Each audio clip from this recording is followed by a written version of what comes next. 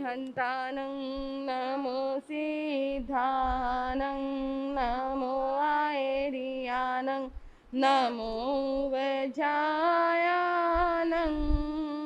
नमो लोए सब साहुनं ऐसो पंच नमोकारो सव्ये पावपनासनो मंगलानं च सव्ये सिंह पाढ़े मंघवै मंगलम मंगलानं च सव्ये सिंह पाढ़े मंघवै मंगलम।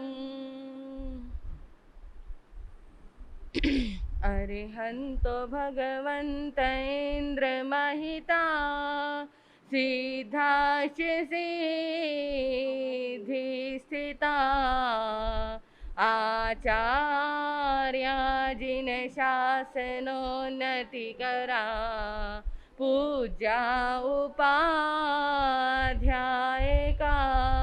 श्री सिद्धांत सुपाठिका मुनिवरा रत्नेत्रया राधिका पंचैते परमेष्ठिनो प्रतिदिनं कुर्वन्तु नो मंगलम कुर्वन्तु नो मंगलम। बोलिए शासनपति शरवण भगवान महावीर स्वामी की। चारित्र चूड़ामणि गुरुदेव श्री मायाराम जी महाराज की। ये नश्वर है संसार, ये नश्वर है संसार, तुझे हर बार बताया है। यह नश्वर है संसार, तुझे हर बार बताया है। तू करता नहीं क्यों विचार, तू करता नहीं क्यों विचार, तुझे हर बार बताया है। यह नश्वर है संसार, तुझे हर बार बताया है। लक्ष्मी की काहे ढेरी लगाए, आए ना ये काम पैसा, मुड़ कर ना आए बहता ही जाए, दरियाए फानी है ऐसा। लक्ष्मी की काहे ढेरी लगाए, आए ना ये काम पैसा, मुड़ कर ना आए बहता ही जाए, दरियाए फानी है ऐसा। तू जाएगा हाथ पसार, तू जाएगा हाथ पसार, तुझे हर बार बताया है। यह नश्वर है संसार, तुझे हर बार बताया है। सपने की माया में क्यों लुभाया, किस काम आया है सपना, होगा पराया सुख का ये साया, जिसको बनाया है अपना। सपने की माया में क्यों लुभाया, किस काम आया है सपना, होगा पराया सुख का ये साया, जिसको बनाया है अपना, मत कर इसका इत्बार, मत कर इसका इत्बार, तुझे हर बार बताया है। ये नश्वर है संसार, तुझे हर बार बताया है। यह नश्वर है संसार, तुझे हर बार बताया है। गफलत में सोया जीवन है खोया, ढोया महाभार दुख का, पल पल है रोया मन को ना धोया, बोया नहीं बीज सुख का। गफलत में सोया जीवन है खोया, ढोया महाभार दुख का, पल पल है रोया मन को ना धोया, बोया नहीं बीज सुख का। क्यों बैठा है हिम्मत हार, क्यों बैठा है हिम्मत हार, तुझे हर बार बताया है। यह नश्वर है संसार, तुझे हर बार बताए। आजा शरण में जिनवर चरण में, तारण तिरण बस यही है।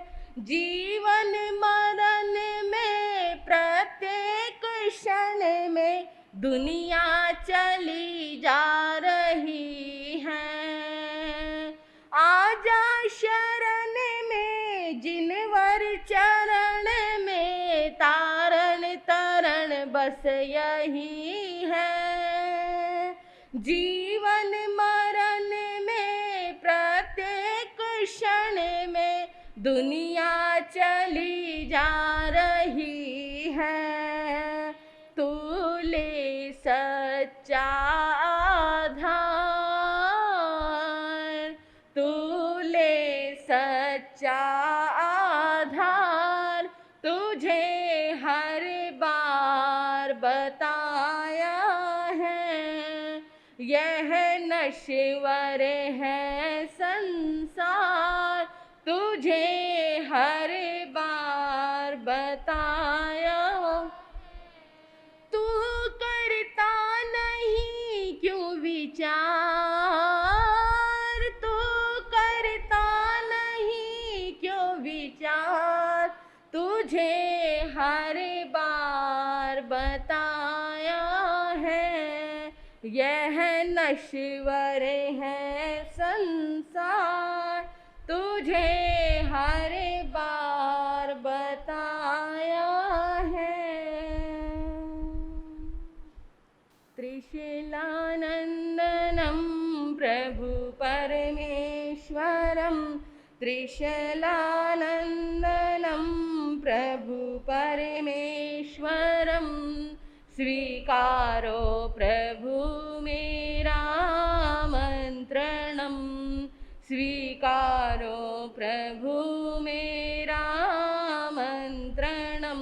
वीरे अति वीरे की धीर गंभीर की, वीरे अति वीरे की धीर गंभीर की, सन्मति वीर की जय हो महावीर की, सन्मति वीर की जय हो महावीर की, सन्मति वीर की जय हो महावीर की।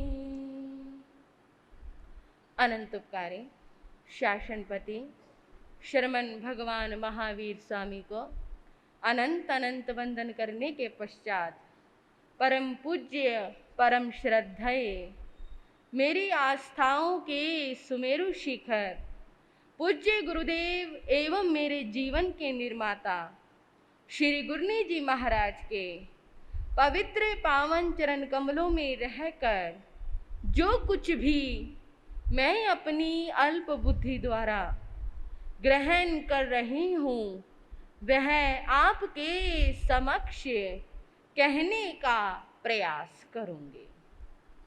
उपस्थित धर्म प्रेमी श्रोतागण, शासनपति भगवान महावीर स्वामी की मंगलमय वीर स्तुति को आप सभी बड़ी श्रद्धा और भक्ति के साथ श्रवण कर रहे हैं, जिसमें 5वें गाथा का वर्णन चल रहा है। से सब दंसी अभिभूए नाणी नीराम गंधे धीमंठी अप्पा अणुत्तरे सब जगंसी विजंग गंथा अतीते अभय अणाऊ। बंधुओं, इसमें बताया गया ज्ञान, दर्शन और चारित्र तीनों ही अपने आप में बड़े महत्वपूर्ण हैं। यानी संपूर्ण ज्ञान का हो जाना और चारित्र का नहीं होना, तो ऐसा व्यक्ति मोक्ष को प्राप्त कर सकता है, ऐसा नहीं है। अगर सम्यक ज्ञान है तो सम्यक दर्शन का होना जरूरी है, और यदि सम्यक दर्शन जीवन में आ गया तो सम्यक चारित्र का होना जरूरी है। अधूरे ज्ञान से संपूर्ण चारित्र का पालन नहीं किया जा सकता, और यदि चारित्र का पालन कर रहा है उसके लिए भी ज्ञान का होना बहुत जरूरी है। यदि ज्ञान नहीं है और हमने संयम ले लिया तो ऐसा साधक जिसको संयम के बारे में नहीं पता, उसकी कठिनाइयों के बारे में नहीं पता, आत्मा के लोक परलोक के बारे में नहीं पता, इस आत्मा के भटकाव के बारे में नहीं पता, ऐसा जीव संयम की पालना क्या करेगा। बंधुओं, जब जब किसी वैरागी को संयम लेना होता है तो माता पिता तरह तरह से उसको समझाते हैं। यदि उसमें ज्ञान है, यदि उसमें ज्ञान है तो वो ये कहेगा कि जिन दुखों को तुम मुझे बता रहे हो वो दुख मैंने एक बार नहीं अनेकों अनेकों बार सहन किए हैं। जिस गर्मी के परिचय से तुम मुझे डरा रहे हो वो गर्मी इन नरकों में इससे भी अनंत गुना गर्मी मैंने इन नरकों में एक बार नहीं अनेकों बार सहन की है। जिन सर्दियों का भय तुम मुझे दिखा रहे हो ऐसी अनंत सर्दियां मैंने इन नरकों में अनंत बार सहन की है।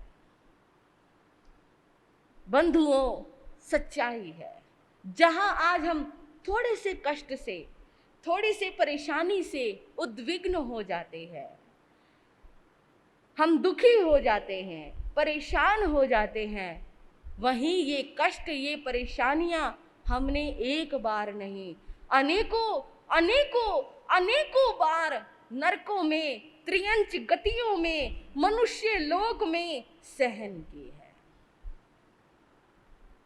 लेकिन आप सुन रहे थे एक ऐसे जीवन के बारे में जिस राजकुमार ने अपने माता पिता को मनाया, बड़ी मुश्किलों से मनाया, अपनी पत्नियों को समझाया, फिर उसने दीक्षा ली। ऐसे वो मेघ मुनि दीक्षा तो ले ली, दिन तो बहुत अच्छा निकल गया, लेकिन जब रात्रि को सोने लगे नींद नहीं आई।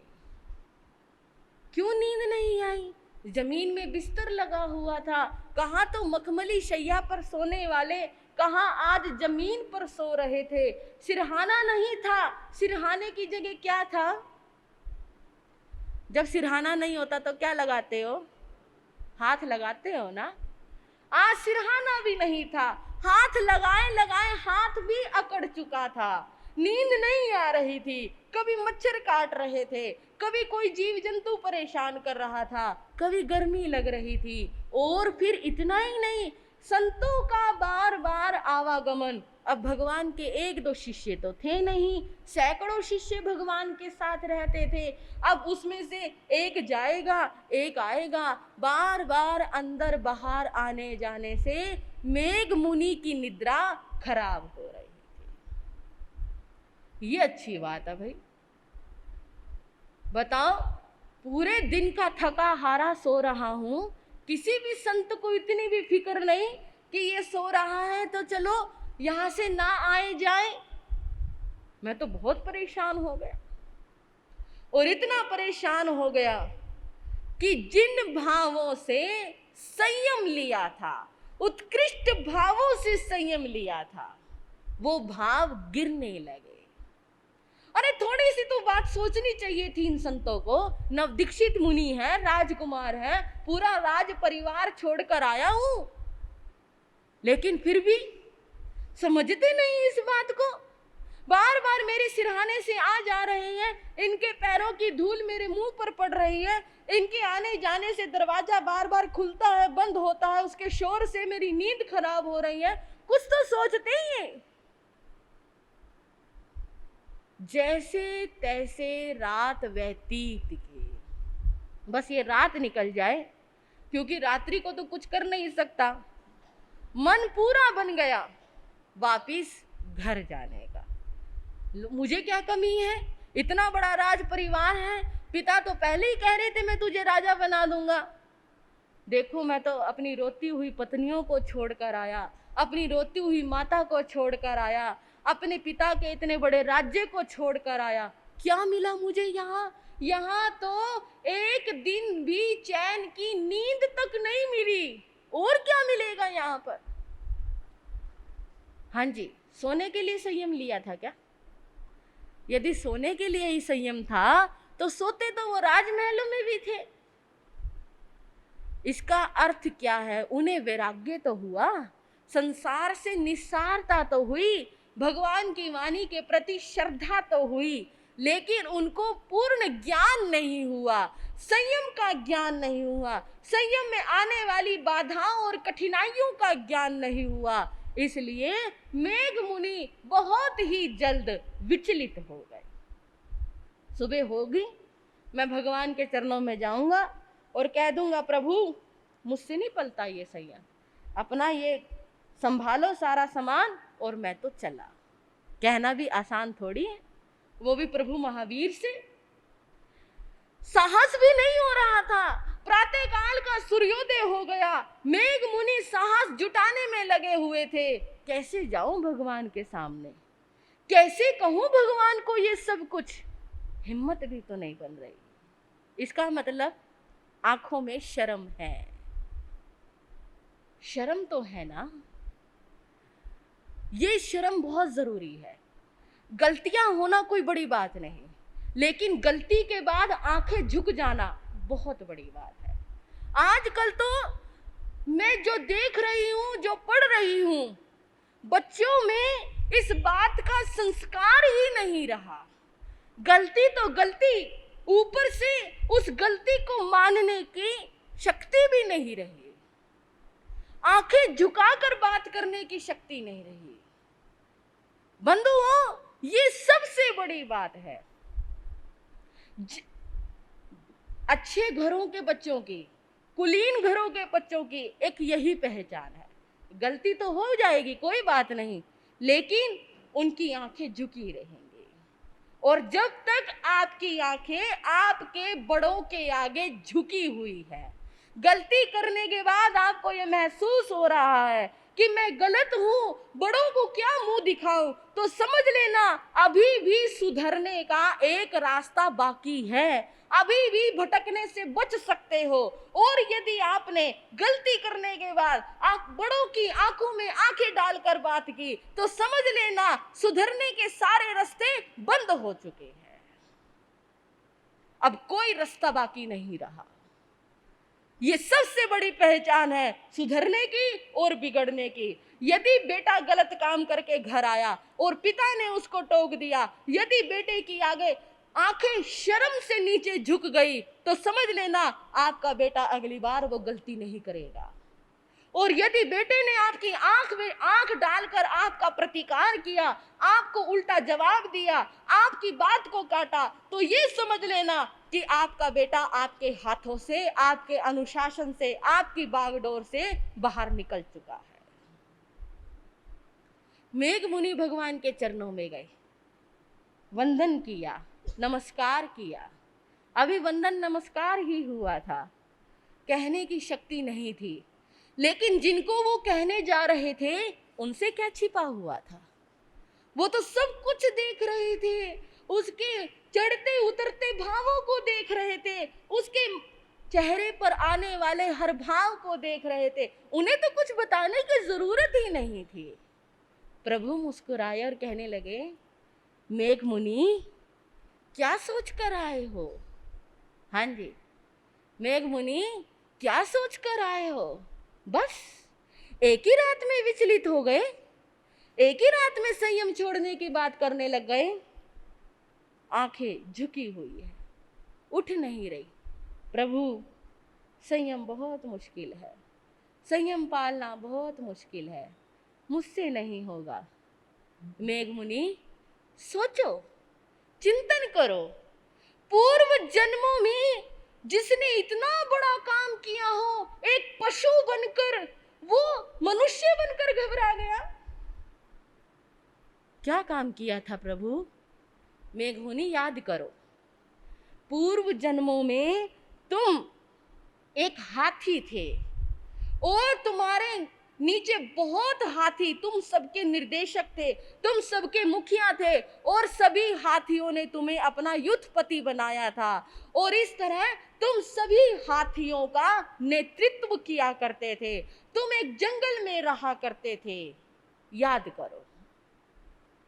वहां उस जंगल में भयानक दावानल लग जाता था, और उस भयानक आग में ना जाने कितने पशु, ना जाने कितने पक्षी मर जाया करते थे।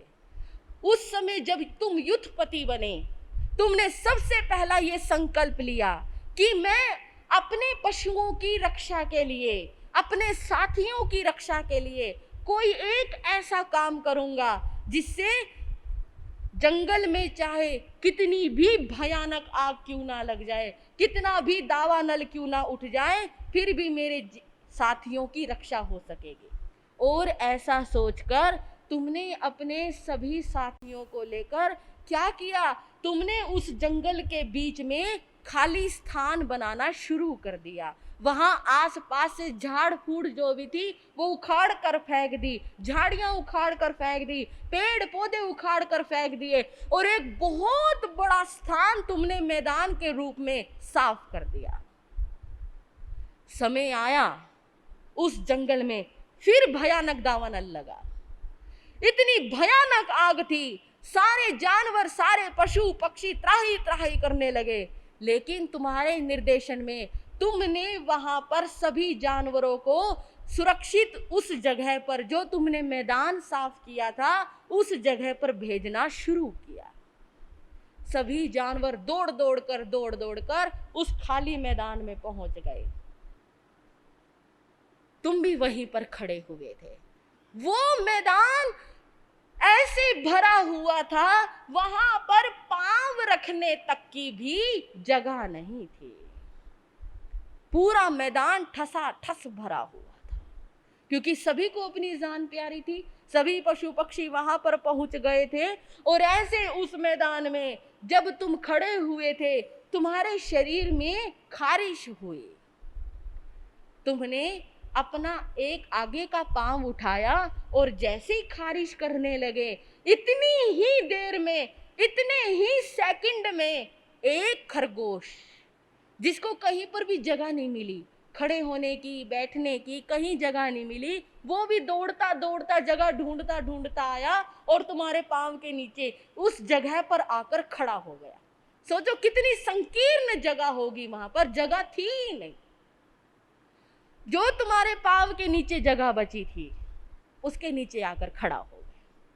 और जैसे ही तुम नीचे पांव रखने लगे, तुमने नीचे क्या देखा? एक खरगोश उस जगह पर खड़ा हुआ है। तुम्हारे मन में एक बात आई, यदि ये पांव मैंने नीचे रख दिया तो क्या होगा? ये तो बेचारा मर जाएगा, मेरे भार से ही खत्म हो जाएगा। कहाँ ये रक्षा के लिए, अपने प्राण बचाने के लिए यहाँ पर खड़ा हुआ है, ये तो मेरे भार से ही दब जाएगा। कोई बात नहीं, खड़ा रहने दो, मैं अपना एक पांव उठाकर ही खड़ा हो जाऊंगा। इतना विशाल हाथी, कितना भारी हाथी अपने 3 पांव पर खड़ा रहा, एक पांव उठाए उठाए खड़ा रहा। बंधुओं, घंटे 2 घंटे नहीं खड़ा रहा, वो 3 दिन 3 रात तक वो हाथी यूं ही खड़ा रहा। 3 दिन तक दावा न लगता रहा। 3 दिन के पश्चात चौथे दिन जब वो अग्नि शांत हुए, जैसे ही अग्नि शांत हुई, मेघमुनि तुम वहां से, जब सभी जानवर वहां से भाग गए, खुशी खुशी भाग गए कि भी आज हमारी जान बच गई, आज हमारे को कोई भी दिक्कत नहीं हुई, ये सब तुम्हारी ही कृपा थी, क्योंकि तुमने उनके लिए जो मैदान साफ किया था उसी के कारण इतने पशु पक्षियों की जान बची। सभी बड़े खुश थे और तुम सबको देख रहे थे भागते हुए, तुम बड़े प्रसन्न थे। वो खरगोश भी भाग गया। जब वो खरगोश भाग गया, तुमने सोचा मुझे भी चल देना चाहिए, और जैसे ही तुमने आगे वाला पांव नीचे रखने की कोशिश की, तुम्हारा पांव अकड़ चुका था, तुम्हारा पूरा शरीर जाम हो चुका था, और इस तरह से तुम अपना पांव नीचे रखने में असमर्थ हो रहे थे, अपना पांव नीचे नहीं रख पा रहे थे। जैसे ही तुमने जमीन पर पांव रखने की कोशिश की, तुम्हारा बैलेंस बिगड़ा और तुम धड़ाम से जमीन पर गिर गए, और गिरते ही तुम्हारी आयुष्य पूर्ण हो गई, तुम्हारी मृत्यु हो गई। लेकिन शुभ कर्मों का फल हमेशा शुभ ही मिलता है। तुम्हारे उस कार्य से, तुम्हारे उन शुभ कर्मों के द्वारा तुम्हारे देखो श्रेष्ठ गति का बंध हुआ।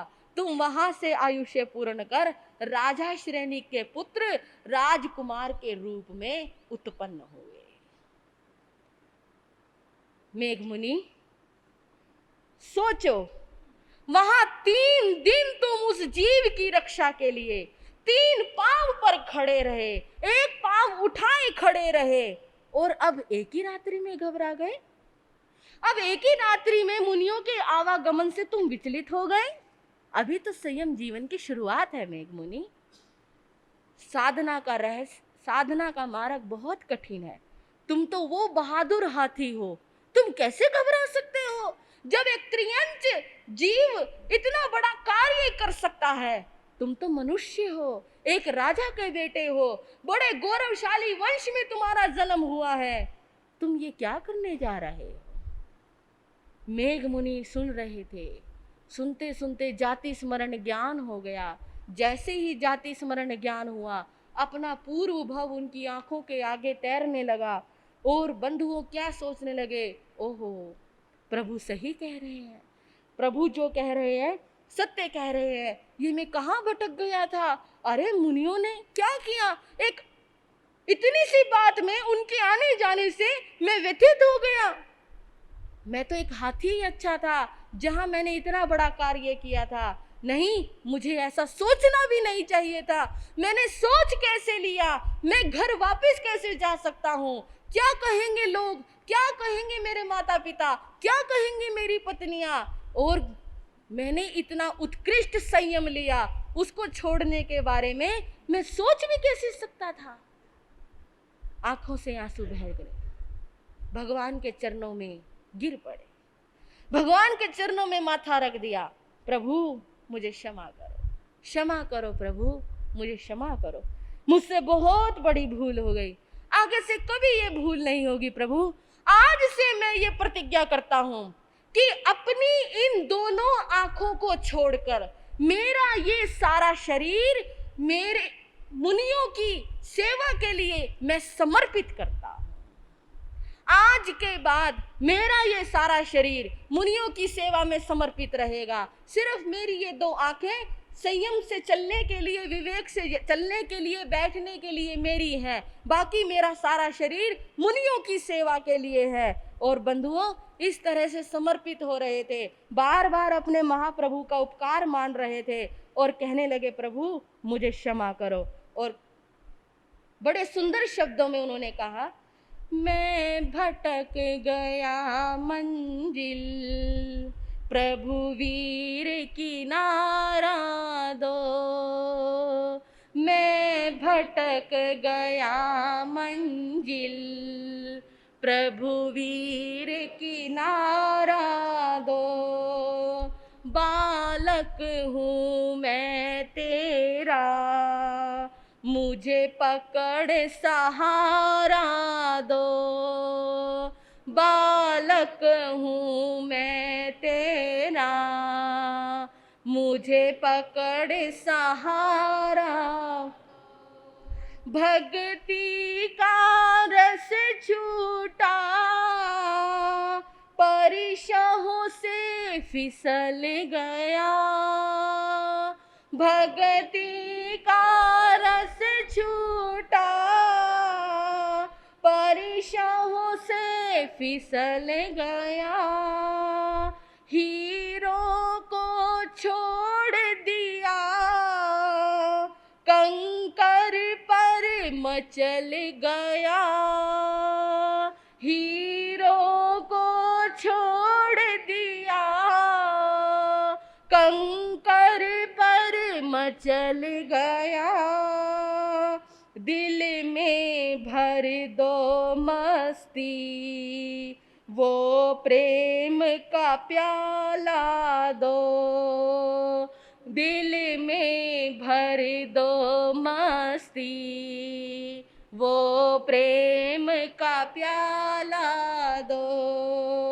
मैं भटक गया मंजिल, प्रभु वीर किनारा दो।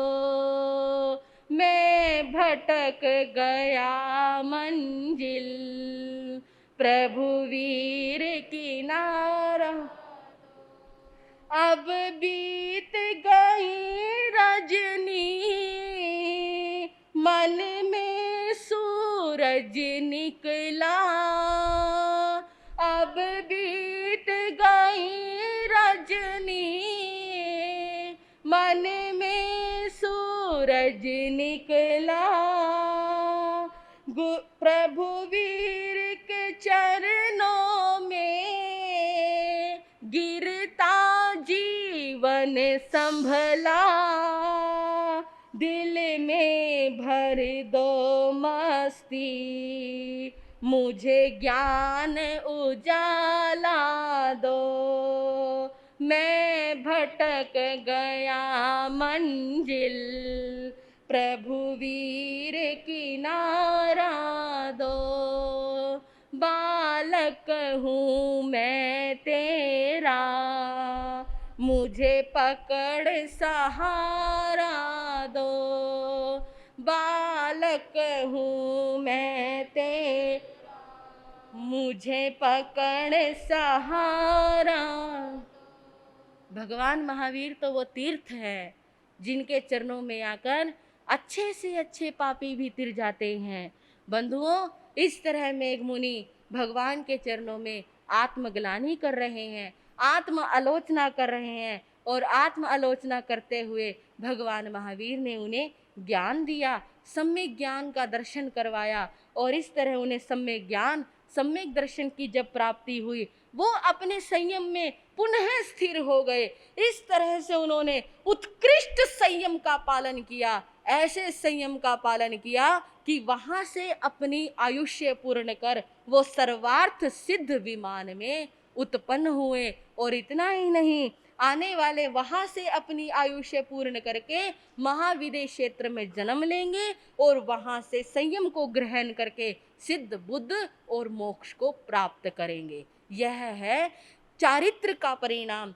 क्या मैं आपको बता रही थी, जब हमें ज्ञान होगा, दर्शन होगा, तभी हम शुद्ध आचरण कर पाएंगे, क्योंकि बंधुओं बिना ज्ञान के आचरण संभव नहीं है।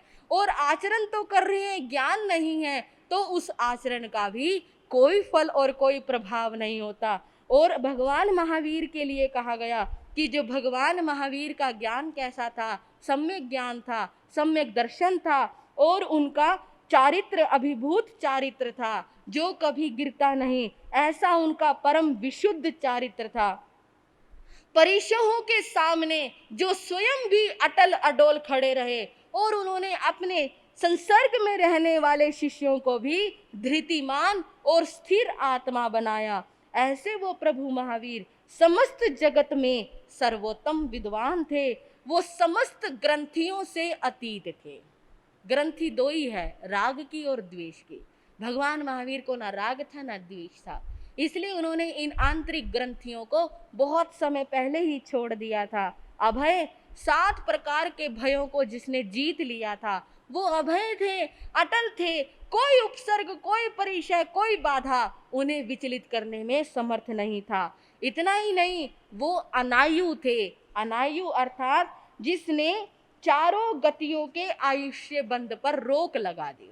अनायु, जिसकी अब आगे आयु ना बंधे। हाँ जी, आप अनायु हो? हाँ जी श्रावको, क्या आप अनायु हो? नहीं हो, क्योंकि हमारी अब अगले जन्मों की आयु या तो बंध चुकी है या बंधेगी या बंधने वाली है। इसलिए जिसकी कभी आयु नहीं बंधती वो अनायु होता है। और यदि मैं आपसे पूछूं अनायु कौन होता है, कौन कौन होता है? जिसे मोक्ष में जाना हो, सिर्फ वही जीवात्माएं अनायु होती है। चरम शरीरी जीवात्माएं अनायु होती है, तीर्थंकरों की जीवात्माएं अनायु होती है, गंधर्वों की जीवात्माएं अनायु होती है। यानी हम सीधे शब्दों में ये कह सकते हैं, जिन्हें मोक्ष में जाना हो ऐसी वो सभी जीवात्माएं अनायु होती है। वो किसी भी प्रकार की आयु का बंध नहीं करती। इस प्रकार भगवान महावीर स्वामी अनायु थे। और आगे सुधर्मा स्वामी जी छठी गाथा में क्या बताएंगे सुनेंगे अगले समयों में। आज इतना ही कहकर मैं अपने विषय को विराम देती हूँ। अब श्री गुरनी जी महाराज की मंगलमय वाणी आप सभी श्रवण करेंगे। बोलिए भगवान महावीर स्वामी की।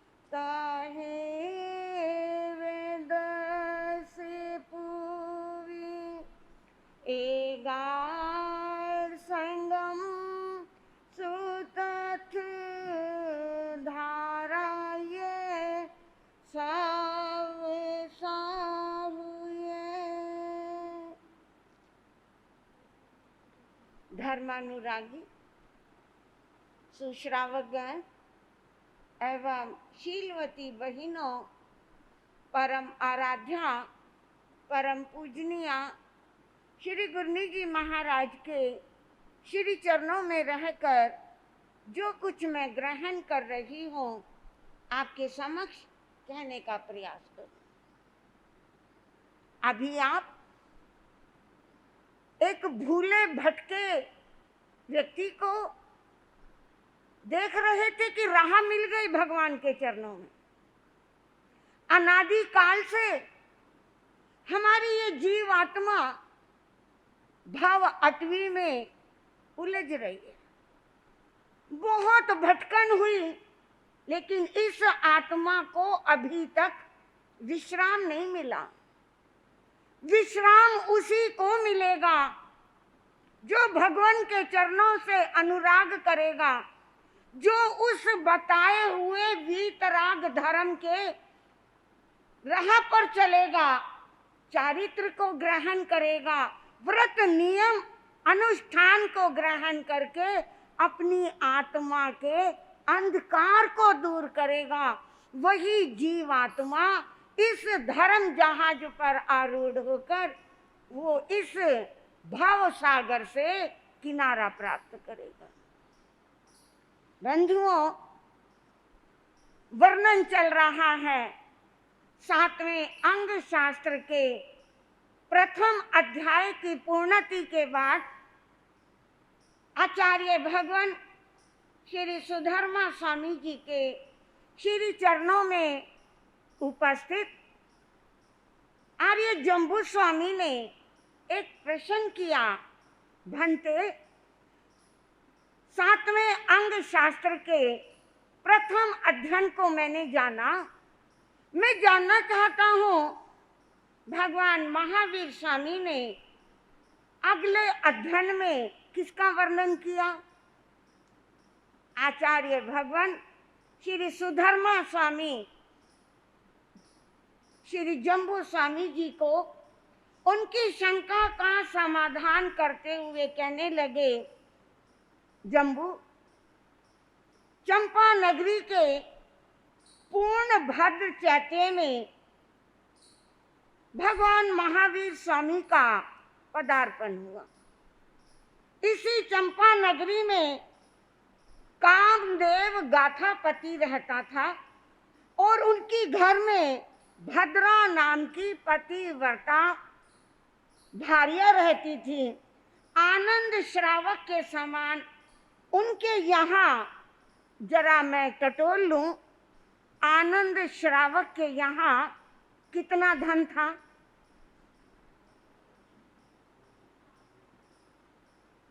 हाँ जी, एग्जैक्ट बताना।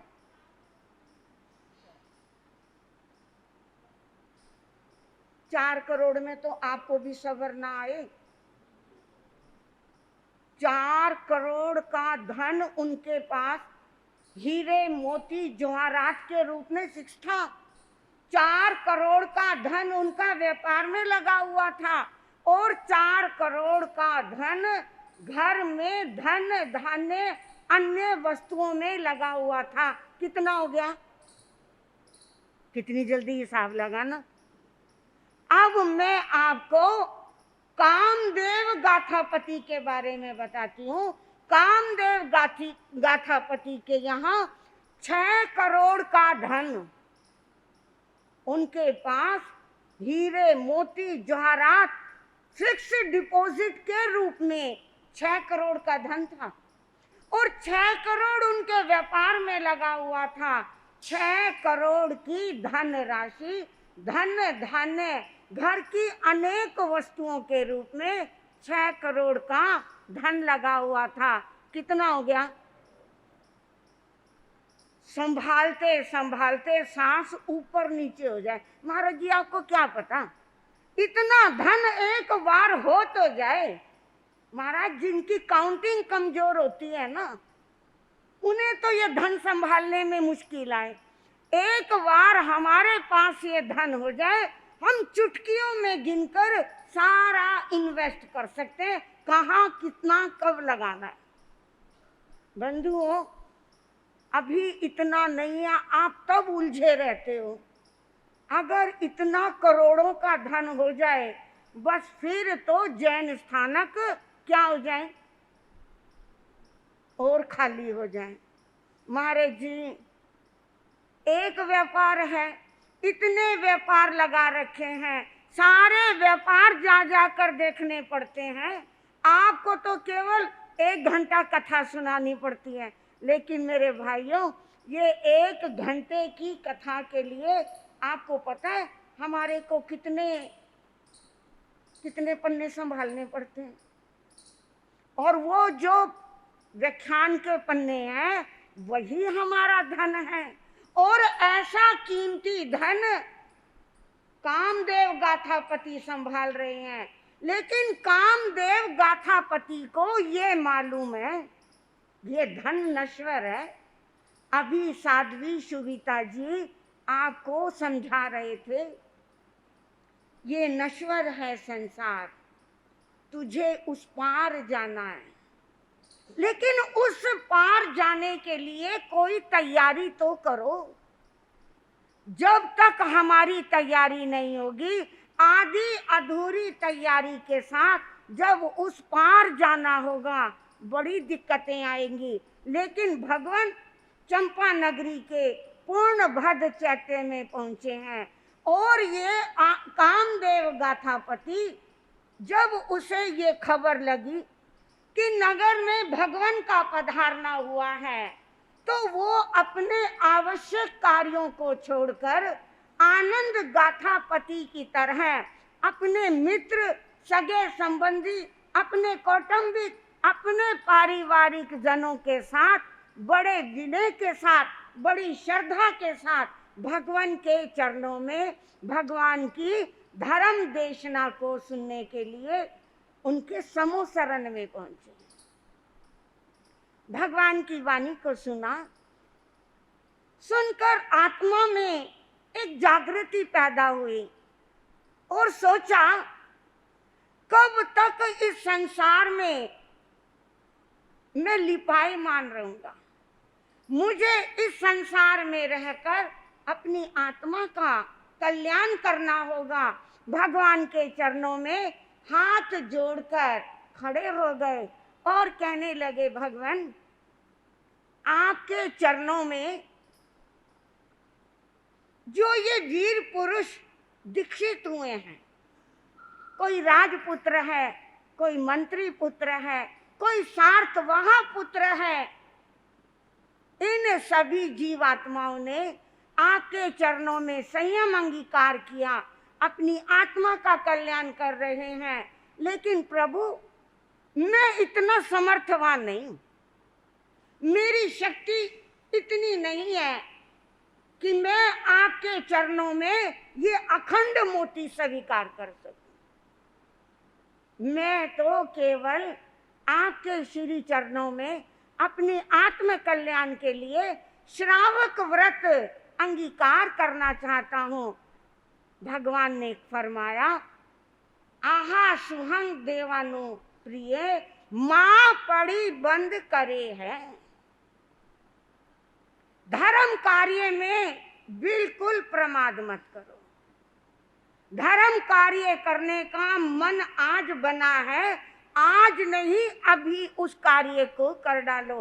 अगर आपने 5 मिनट की देरी करी, इतनी देर में आत्मा के अध्यवसाय बदल जाएंगे। जो आपने उठने का प्रयास किया था, आज एक लहर आएगी, आप फिर से उस लहर के माध्यम से संसार में खो जाओगे। कामदेव गाथापति कहाँ चूकने वाले थे। उन्होंने भगवान का निर्देश पाया और निर्देश पाकर उन्होंने श्रावक व्रतों को श्रद्धा से अंगीकार किया। अनेक वर्षों तक इन श्रावक व्रतों का पालन कामदेव गाथापति ने किया और धर्म जागरणा करते हुए उनके मन में एक विचार आया कि श्रावक व्रत अंगीकार किए हुए मुझे बहुत समय हो गया। अब मुझे अपनी जीवन की इस ढलती हुई उम्र में इस संसार से, घर के कार्यों से निवृत्ति ले लेनी चाहिए।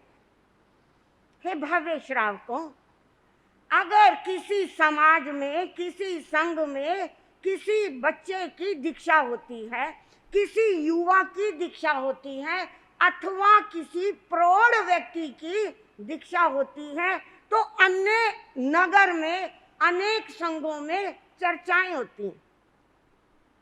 अगर कोई बाल्य अवस्था में, तो संतों को समझाया जाता है, महाराज अभी तो बहुत छोटा है, ये अभी कोई दीक्षा की उम्र है, ये दीक्षा की उम्र नहीं है।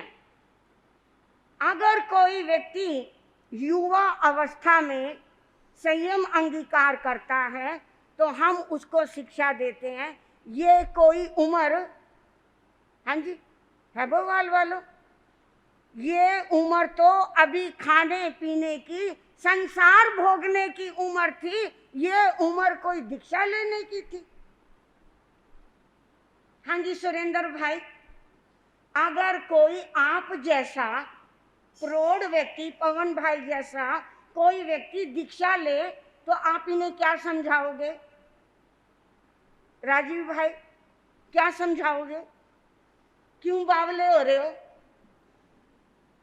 जगत हसाई का काम कर रहे हो? ये उम्र कोई दीक्षा लेने की है नहीं। अगर ये दीक्षा ले आप तो आज्ञा दे दोगे और प्रधान जी भी आज्ञा दीक्षा दिलवा देंगे, लेकिन अभी इनकी शक्ति, अभी इनका सामर्थ्य है, दीक्षा लेने का नहीं है। अभी तो मैं ये प्रश्न करना चाहती हूँ कि दीक्षा की उम्र आपको अच्छी तरह पता है, लेकिन है भव्य जीवात्माओं, आत्म कल्याण के लिए श्रावक व्रत किस उम्र में अंगीकार करने चाहिए, क्या आपको ज्ञात है? हाँ जी, श्रावक व्रत, श्राविका व्रत किस उम्र में धारण कर लेने चाहिए? राज बहन, अल्लाह महाराज जी, इतनी बड़ी सभा में नहीं दिखी थी, इन्हीं नौजवान बहुएं बैठी हैं, इनको कराओ। सूरज जब उदय हो जाए, आत्मा में जब प्रकाश हो जाए, इन कानों में जब वीतराग धर्म के स्वर पड़ जाए, आत्मा में इस बात की जागृति आ जाए, ये जिंदगी का मेला केवल 4 दिन का है। 4 दिन में से 2 दिन व्यतीत हो गए, केवल 2 दिन रह गए। इन 2 दिनों में भी ना जाने ये जिंदगी का दीपक कब बुझ जाए। मुझे कल नहीं आज जागृत होना है, मुझे श्रावक व्रत अंगीकार करने हैं, मुझे 9 तत्वों का जानकार होना है, मेरे को अब पाप से पुण्य की ओर बढ़ना है, मुझे जीव अजीव बंद निर्जरा को समझना है, मुझे समझना है मोक्ष को। मेरे भाइयों, देर मत लगाओ, जिसने देर लगाई ये जिंदगी का दीपक ना जाने कब बुझ जाए। लेकिन कामदेव श्रावक बड़े जागरूक हैं, उन्होंने अपने मन में एक संकल्प लिया है, अब मुझे देर नहीं करनी है। अगर मैं संसार में यूं ही फंसा रहा, मैं घर परिवार कौटुंबिक पारिवारिक जनों को यूं ही निर्देश देता रहा, मेरा जीवन ना जाने कब पूरा हो जाएगा। मेरा कर्तव्य बनता है मैं अपने इष्ट जनों को इकट्ठा करूं, मैं अपने पारिवारिक जनों को इकट्ठा करूं, और जो कार्यभार मेरे कंधों पर है अब मुझे वो कार्यभार उतार देना चाहिए। बंधुओं, व्यक्ति जब 50 साल का होता है, 60 साल का होता है, तो सरकार उसे क्या दे देती है? और जो सरकारी नौकरी ना करता हो, कोई प्राइवेट काम करता हो या किसी का बिजनेस हो, तो आपके बेटा बेटी कितने साल में रिटायरमेंट दे देते हैं?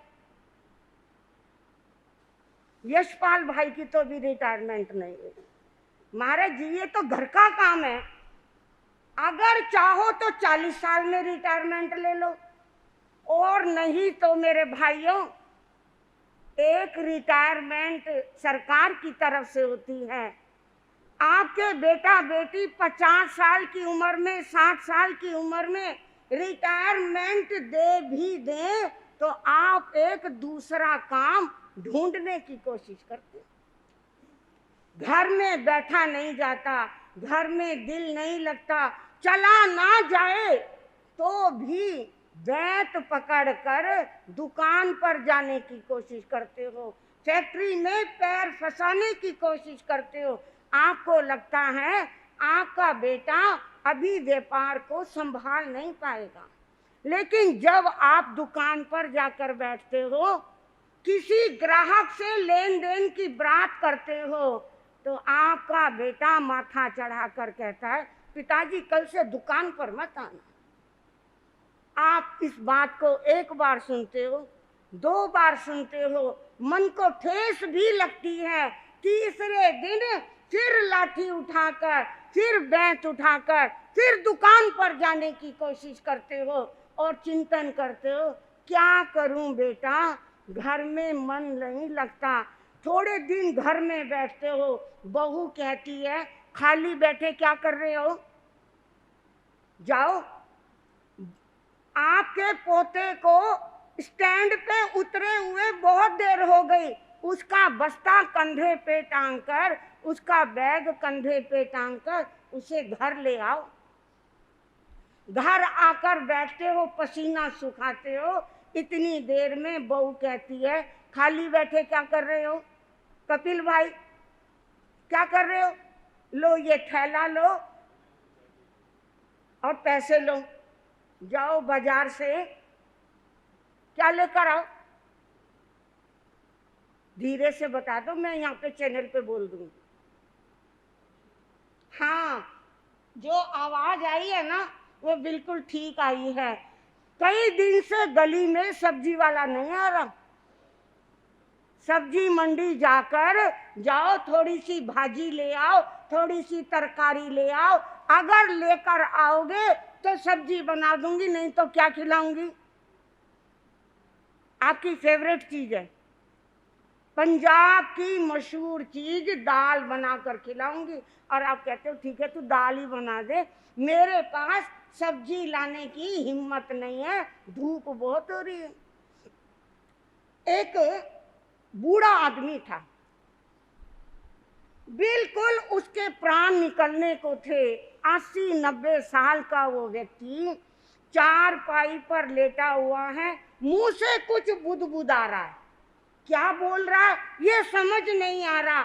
उसका अंतिम समय जानकर उस बूढ़े व्यक्ति के तीनों बेटे, बड़ा, बिचला और छोटा, तीनों बच्चे चारपाई के पास बैठे हैं, बहुएं आसपास खड़ी हैं। बड़े ने कहा पिताजी कुछ कहना चाहते हैं। बीच वाले ने कहा शायद जो धन दबा हुआ है उसके बारे में बताना चाहते हैं।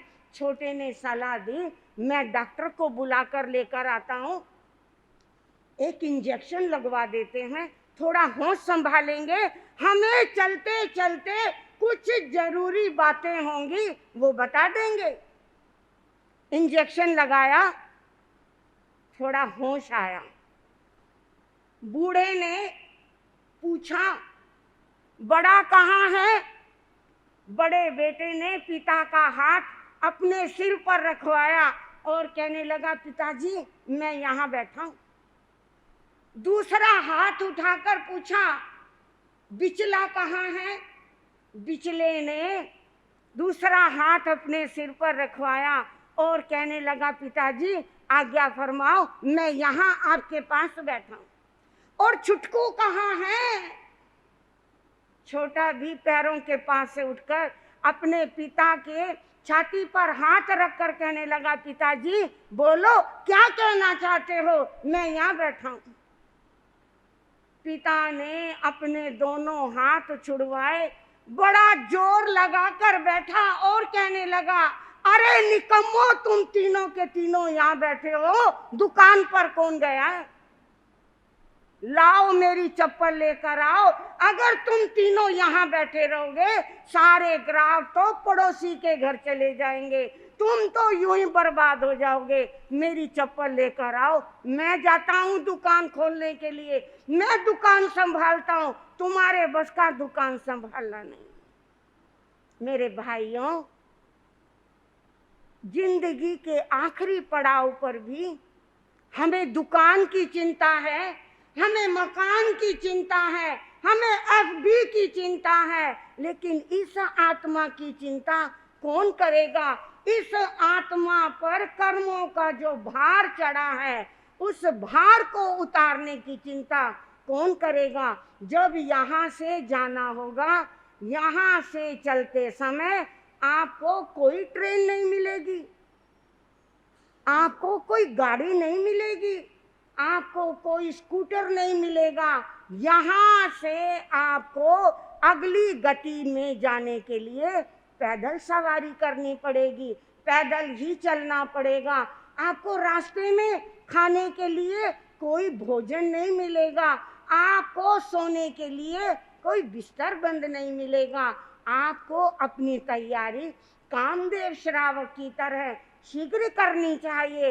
हमारे को भगवान का धर्म सुनने के लिए मिला है, हम उस धर्म को सुने, जागृति लेकर आए, आनंद गाथापति की तरह कामदेव श्रावक की भांति हमारे को अपनी अगली सुबह आने से पहले हमारे को भी चिंतन करना है, हमें भी जागना है। जो श्रावक जागते हैं, वीतराग धर्म पर चलते हैं, आचरण में लेकर आते हैं, वही भव्य प्राणी इस लोक में और परलोक में आनंद के पात्र बनते चले जाते हैं। इतना ही कहकर अपने विषय को विराम दूंगी। बोलिए शासनपति शरण भगवान महावीर स्वामी की, चारित्र चूड़ामणि गुरुदेव श्री मायाराम जी महाराज की, आचार्य सम्राट प्रथम पटधर गुरुदेव श्री आत्माराम जी महाराज की, आचार्य सम्राट पूज्य गुरुदेव श्री श्री मुनि जी महाराज की, उत्तर भारतीय प्रवर्तक गुरुदेव श्री सुभद्र मुनि जी महाराज,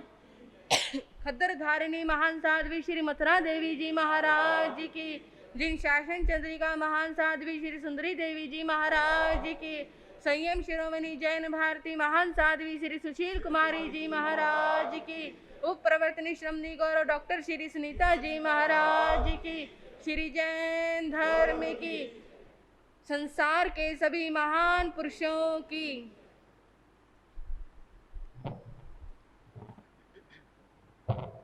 जतारी मंगलम, अरिहंता मंगलम, सिद्धा मंगलम, साहु मंगलम, केवली पणतो धमो मंगलम, चतारी लोगुत्तमा, अरिहंता लोगुत्तमा, सिद्धा लोगुत्तमा, साहु लोगुत्तमा, केवली पणतो धमो लोगुत्तमा, चतारी शरणं पवज्जामि, अरिहंते शरणं पवज्जामि, सिद्धे शरणं पवज्जामि, साहु शरणं पवज्जामि, केवली पणतं धम्मं शरणं पवज्जामि। ये चार शरण दुख हरण जग, और न शरणा कोई होगा, जो भवे प्राणी करे आचरण, उसका अजर अमर पद होगा, उसका